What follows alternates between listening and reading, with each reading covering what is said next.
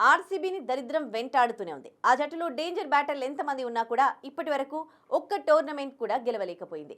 ఈ తరుణంలోనే తాజాగా ఆర్సీబీ గురించి ఓ విషయం బయటకొచ్చింది. Sunrisers Hyderabad player Head ను వదులుకుంది బెంగళూరు. హైదరాబాద్ జట్టును ఓ రేంజ్ కు మొన్నటి సీజన్లో తీసుకెళ్లాడు ట్రావిస్ హెడ్. అందుకే అతని కావ్య పాప రిటైన్ చేసుకుంది. అయితే అలాంటి డేంజర్ ఆటగాని రాయల్ ఛాలెంజర్స్ బెంగళూరు జట్టు గతంలో వదులుకుంది. అవును, ఆర్సీబీ తరపున గతంలో హెడ్ ఆడాడు. 2016 సీజన్లో అతన్ని ఆర్సీబీ కొనుగోలు చేసింది. 2016 అలాగే 2017 సీజన్స్లో ఆర్సీబీ తరపున కీలక ఇన్నింగ్స్ ఆడాడు హెడ్.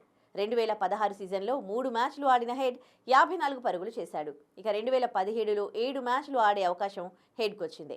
ఇక ఈ 7 ఇన్నింగ్స్లో అతనికి ఓపెనింగ్ ఛాన్స్ ఇవ్వలేదు. అయినప్పటికీ మొత్తం 157 పరుగులు చేశాడు హెడ్. అయితే అతని వల్ల జట్టుకు పెద్దగా లాభం చేకూరడం లేదని 2017 తర్వాత వదిలేసింది ఆర్సీబీ.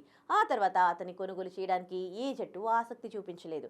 దీంతో అతను కూడా ఐపీఎల్ ఆడేందుకు ముందుకు రాలేదు. ఇక 2024 కంటే ముందు హెడ్ను హైదరాబాద్ జట్టు కొనుగోలు చేసింది. గత సీజన్లో దుమ్మురేపి బ్యాటింగ్తో 500కు పైగా పరుగులు చేశాడు హెడ్. ఇందులో 4 హాఫ్ సెంచరీలు అలాగే 1 సెంచరీ కూడా ఉంది. ఇక్కడ విషయం ఏంటంటే అప్పుడే హెడ్ను వదలకుండా అలాగే అంటిపెట్టుకుని ఉంటే ఆర్సీబీ ఓ రేంజ్కు వెళ్లేది.